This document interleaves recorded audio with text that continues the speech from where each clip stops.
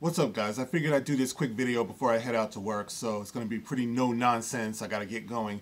But you know what I was thinking, recently? Brie Larson has helped me to see the light. You see, all my life, I've always said, and this is funny, don't judge me, but one of my heroes in life has always been Bugs Bunny. And I've realized that all these years, it's been humans who have been fans of Bugs Bunny. It's been humans who have always been people who comment on Bugs Bunny, when really, I have never seen any rabbits make reviews or buy any products or support publicly Bugs Bunny. I feel that at this time in my life, it's time for me to step aside and make way for the rabbits to have their own hero. You know, all these years we've been wrong, we've been insensitive, it's been politically incorrect. The same would go for Cars. You know, when you see the movie Cars, it should just be Cars who support movies with cars. And anything else you can name, The Lion King, it was clearly made for lions. It's like human beings have been so arrogant all this time to think that those movies are for us. You know what I mean? It's time to step aside. Brie Larson is really a visionary when you think about it. Of course. Yeah, Anyway, guys, what's up? This is the Gospel according to Mark with a C. He is I and I am he. Just taking some time, some very limited time, to tell you what's on my mind. And I just want to reach out to you guys real quick because I want to ask you, do you see what's happening here? And this is for like the greater fandom, you know, for fans of the genre of science fiction and science fantasy. If you look at what's going on with this Captain Marvel thing, if you look at the latest news that we have where Mark Hamill is reaching out into the darkness, trying to make his feelings known about how he feels about Disney Lucasfilm and how they've handled his beloved Star Wars. This is Luke Skywalker himself, the man who played him, who is saying he feels that he was hornswoggled. How much is it going to take for all of us to start to understand what's been going on here? Why should there be so much infighting within the fandom? It's like, we're on the right side of this, those of us who have been vocal about this thing since day one. And that's not me, because I said that I like The Force Awakens. There were so many people out there who said when they saw The Force Awakens, no, at least I was trying to give them the benefit of the doubt. But there were some very, very brave souls who from day one said The Force Awakens was BS. You know, and even though I did enjoy it, and I enjoyed it with my son, I do understand in retrospect. Okay, I can say this, so I don't know why the defenders and everyone who wants to spite the so-called fandom menace continues to push back when you hear Mark Hamill say this, because you must know that if Mark Hamill felt that way, that he was hornswoggled, that he thought he was going to have Luke, Han, and Leia back on screen together, he was going to work with Harrison Ford and Carrie Fisher, if he felt that way, and I felt that way, and a significant number of fans felt that way, then you must know that Harrison Ford probably felt that way.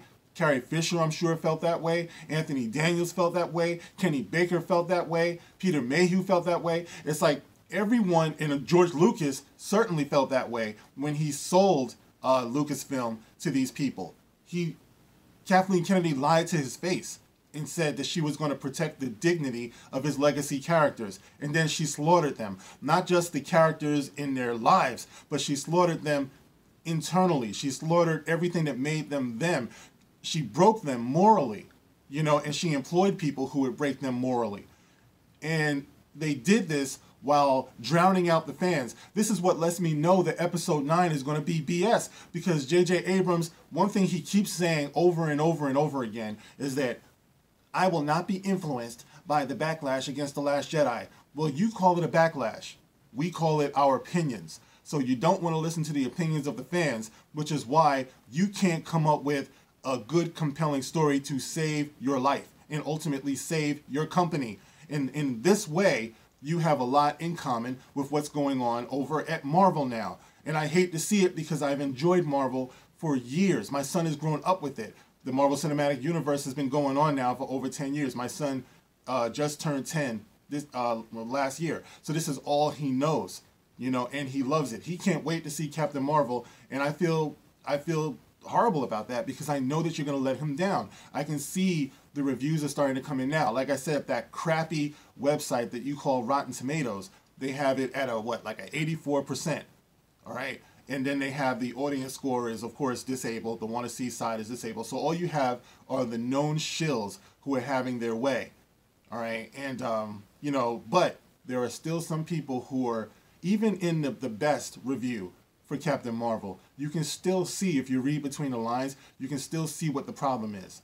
And lo and behold, it's the same problem that a lot of us pointed out when we started seeing the trailers, that Brie Larson looks like she's very non-expressive, you know, in her performance. We saw the trouble right from the beginning, right? And of course, Brie Larson tried to spin it into, oh, they're just telling me to smile. This is what it means to be a girl in this world. Why would they tell you to smile? Listen, chick, people tell me to smile, all right, all the time. It's like, I'm from New York. It's like, I grew up at a time with Eric B. and Rakim, you know, in the ghetto, nobody's smiling. All right, so when you walk around on the streets of New York, where my New Yorkers at? It's like a lot of us just walk around straight face, you know what I mean? Because we don't want people thinking that it's something sweet, you know what I mean? But at the end of the day, it doesn't mean anything. When people tell you to smile, usually it's just because maybe you just look like you're going through something. And yes, it can be annoying, but it happens to all of us. So when Brie Larson said that, I knew that she was full of crap. You know, but of course, she wanted to spin her own little narrative, and her spinning her own little narrative doesn't belong in a Marvel movie. It doesn't belong in Star Wars. This is called escapist fantasy for a reason, because those of us who watch it, we watch it to escape the real world. You guys keep wanting to put it into the real world. Please, won't you wake up and buy a clue? Because that's what's going to kill all of this. The wrong people have creative control of what we love. And this is the reason why it's not going to get better. Stop asking me, what if episode 9 is okay? What if it's good? It's not going to be good, because these people don't want to let it go. They want to keep on injecting their political views into it first. And then they want to swing back around and give you some type of story. You know what I mean? No, the story has to come first. The fandom has to come next. Very close second to that. You have to consider your audience and what they want. And if you look out into your audience and you see that it's predominantly male, well then you have to consider that. It's nothing disgusting. You don't run down your men or just assume that your men are going to be there or command to your men. No, step aside and give everybody else a chance. Nobody boxed anybody out in this genre, okay? The genre attracts who it attracts. And there are plenty of women out there who are attracted to this genre. There are plenty of women out there. Whenever I go to the conventions, you see them. You know, the best cosplayers ever, the most passionate, the most imaginative are the women. They love what they love, okay? So it's like for you to act like these people have not always been there just because it's not even 50-50. Well, that's not life, okay? So you guys are being disingenuous by getting on your soapbox and putting all these other concerns over your art, okay? And that's the reason why you will continue to fail. So going into this weekend, Captain Marvel, we're going to see what it is, okay? Because the audience, the real audience, is going to come back, is going to come with their opinions and their views and things like that.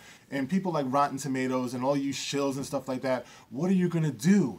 What are you going to do when the audience has their voice, when the audience has their say, and you can't shut it down? You can't stop it.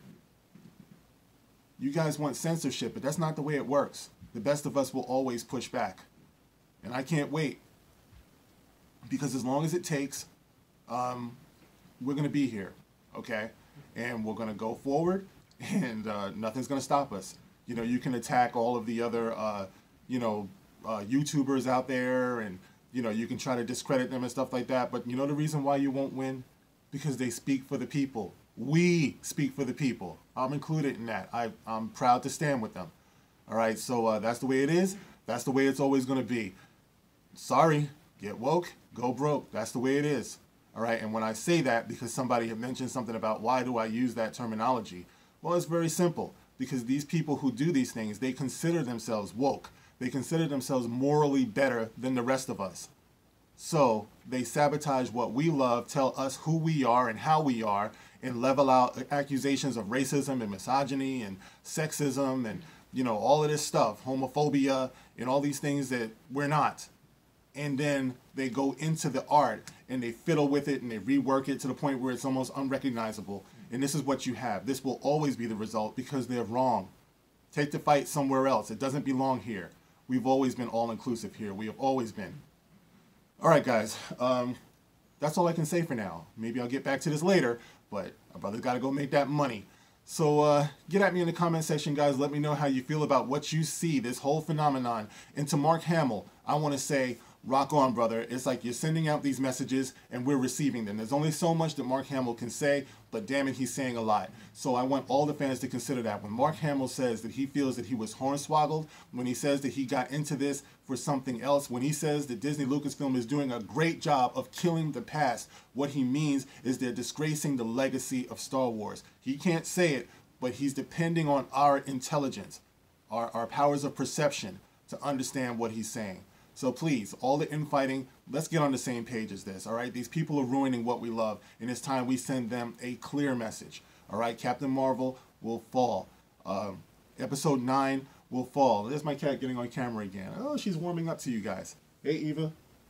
So anyway, let me get going, guys, and consider what I said. You can like, share, subscribe. I would certainly appreciate it. You can find me on Twitter, say hi, and you can follow me there too.